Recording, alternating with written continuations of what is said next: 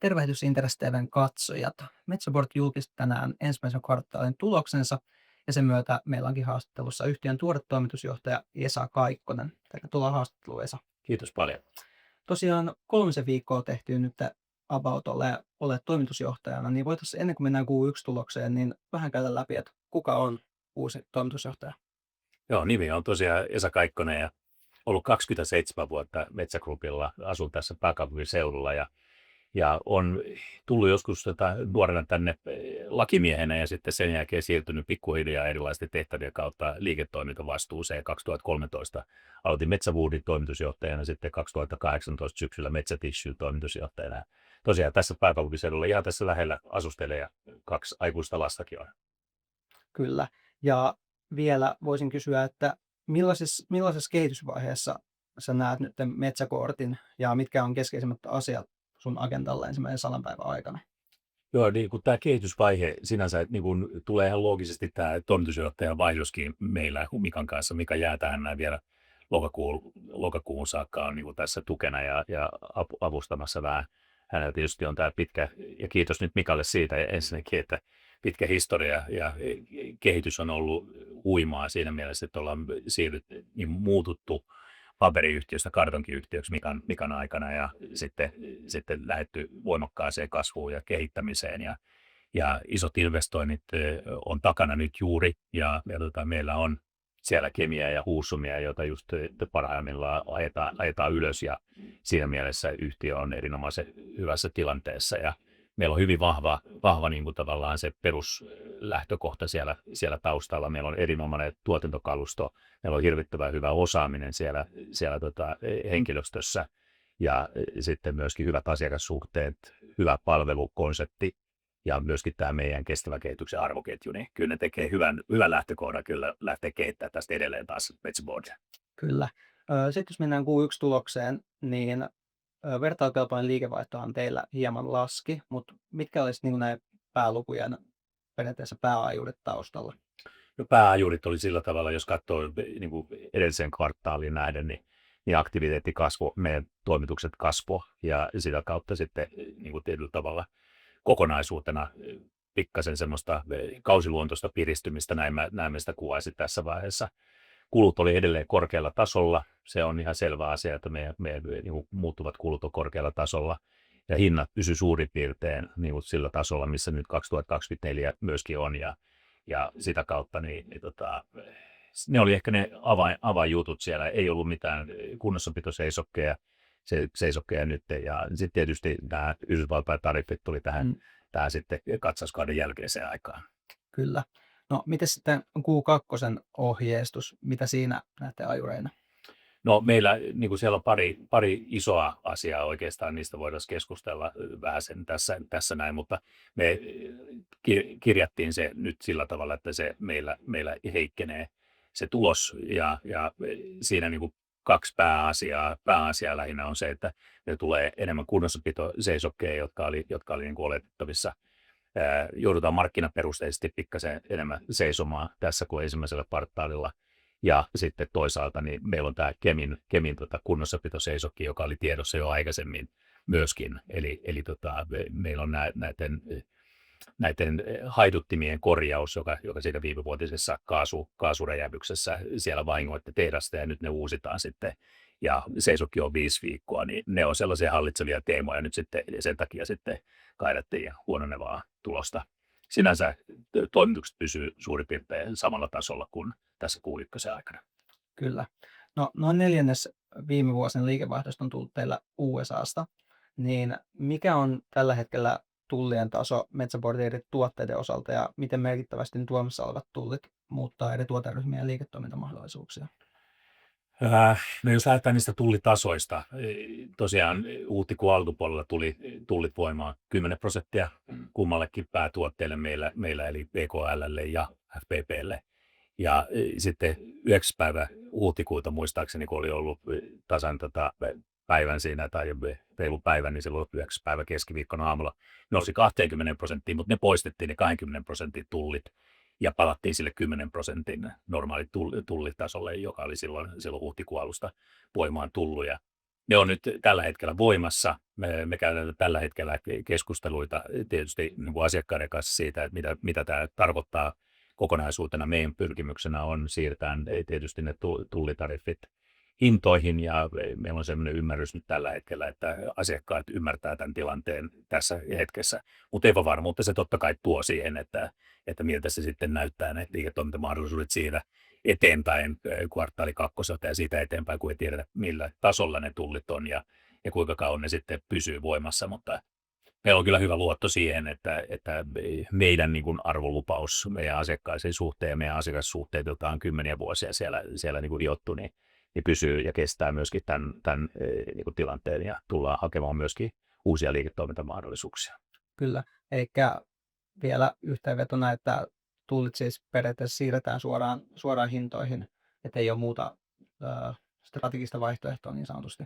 No kyllä se näin on, että kyllä me keskustellaan jokaisen asiakkaan kanssa individuaalisti niistä hintojen tai tariffien vaikutuksista hintoihin, ja meidän pyrkimyksenä on siirtää ne kaikki hintoihin. Että nehän ei kokonaisuutena, jos 10% on se hinta, niin siitä kuitenkin vähennetään noi logistiikkakustannukset ja se sisäinen kate siellä, eli se ei ole ihan 10% se vaikutus sitten niihin hinnankorotuksiin suoraan, eli semmoinen pieni juttu siinä on niin kuin siihen tai vaan julkisuudessa olleeseen tietoon nähden.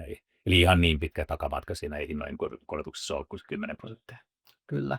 No näkyykö nämä tullit ja USA:n tilauksissa eri tuotesegmenteissä? Tilausvirta niin kuin kokonaisuutena, mä sanoisin näin, että nyt on pikkasen liian aikaista niin kuin vielä arvioida, että mikä se sitten tämä pitempi ajan vaikutus on, mutta luonnollisesti silloin, kun on epävarmuutta, niin kyllä asiakkaat silloin, kun he pystyvät nyt meidän varastoista esimerkiksi just Yhdysvalloissa tällä hetkellä tilaamaan ja normaalisti tullattua tilausta ottaa omaan tuotantoonsa ja näin päin pois. Mutta sitten kun puhutaan siitä, että niin kuin eteenpäin meneviä tilauksia, niin kyllä se semmoinen epävarmuus heijastuu niihin hintoihin, tai ei hintoihin, mutta siihen tilausvirtaan, ja se on vähän joka puolella. Se on ihan selvää, että asiakkaat katsovat, että mihin markkina lähtee ennen kuin lähtee käyttöpääomaa sitomaan niin, ja tekemään tilauksia. Ja se on ehkä se kaikkein niin kuin hankalin kohta nyt tällä hetkellä. Ja sen takia meillä on myöskin hirvittävän vaikea antaa tällä hetkellä ennustetta siitä, että miten se tilausvirta tulee kehittymään. Ja katsotaan nyt sitten, toivottavasti kesä-heinäkuun jälkeen sitten on enemmän positiivista kerrottavaa. Näin mä ainakin itse toivon ja uskonkin tällä hetkellä. Kyllä.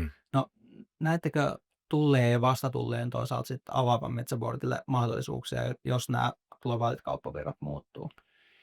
No ehkä sillä tavalla, että jos ajatellaan, että vastatulleja esimerkiksi näissä meidän lajeissa, niin hyvin vähän niitä materiaaleita tulee tänne Eurooppaan, joka sitten toisi mahdollisuuksia myydä Eurooppaan enemmän, jos sieltä Yhdysvalloista tulisi näitä tuotteita, mutta ei tule.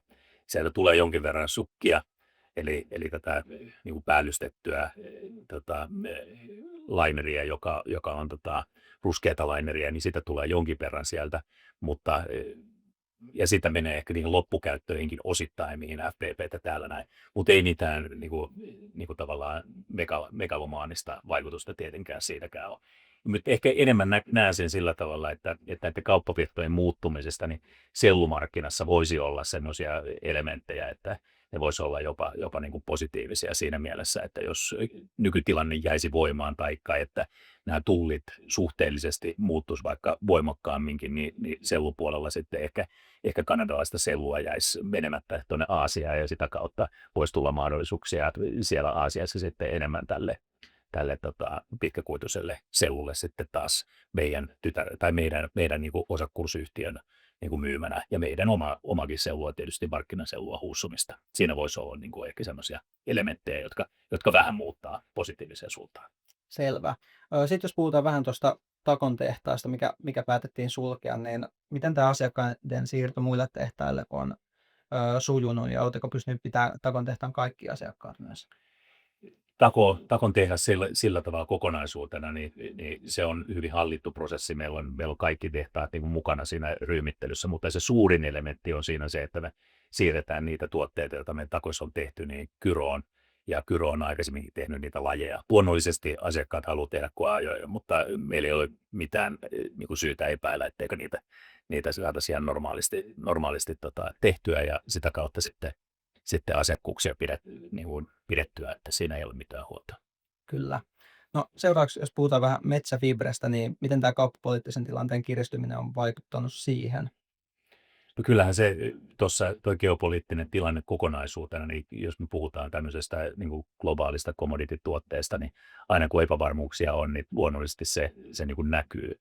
Ja kyllähän tässä semmoista niin kuin meidän osavuosikatsaukset voi lukea, niin Kiinassa tiettyä niin kuin tavallaan pehmenemistä siinä markkinassa oli siinä kvartaalin lopulla havaittavissa, ja se me kerrottiin, mutta muutoin niin on myöskin liian aikaista sanoa, että mihin niin kuin asiat menee. Ja tuossa, mitä sanoin siitä, niistä mahdollisista kauppavirroista, niin joissain tilanteissa niin se voi kääntyä tietysti positiiviseksi, mutta senkin ennakoiminen on tässä vaiheessa vähän turhaa ja ennenaikaista myöskin. Kyllä, mutta mitä voisit sanoa tuosta havusellumarkkinan niin kuin lähiajan näkymistä? No oikeastaan siitä, mehän ei kaidata erikseen sellumarkkinaa, se ei kuulu meille sen enempää, että Metsä Board kaidaa kartukimarkkinaa ja sellumarkkinasta ei anneta mitään erillisiä ohjeistuksia, mutta niin kuin sanottu, niin nyt on aika paljon kiinni siitä, että miten yleinen taloustilanne ja miten tämmöiset epävarmuudet taloudessa kehittyy, niin sen mukaan myöskin sitten varmasti nämä globaalit commoditit ylipäätänsä kehittyy. Kyllä. No kuitupuun hinta näyttää nousseen lievästi viime aikoina, mikä on toki keväälle tyypillistä, niin millaisena raaka-ainemarkkinoiden lähiaikojen näkymä näyttää Metsä Boardin näkökulmasta?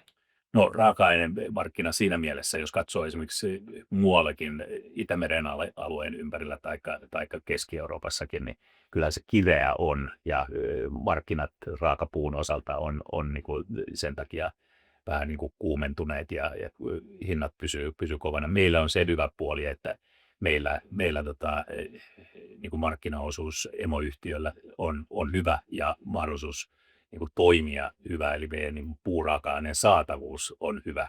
Et sitä täytyy pitää tässä markkinassa todella niin positiivisena asiana, että meidän arvoketju, josta sitten myöskin niin kuin tavallaan yhtenä elementtinä tulee se, että meidän asiakkaat voi aina tilanteessa luottaa siitä, että meiltä näitä tuotteita myöskin pystytään toimittamaan ja myöskin kestävästi toimittamaan sillä tavalla, että tämä meidän arvoketju on meidän asiakkaille arvokas.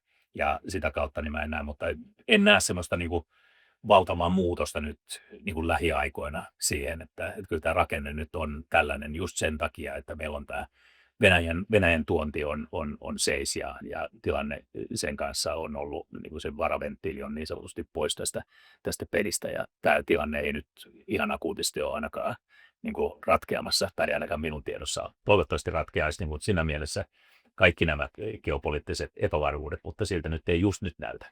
Kyllä. Kiitos paljon Esa haastattelusta. Kiitos paljon.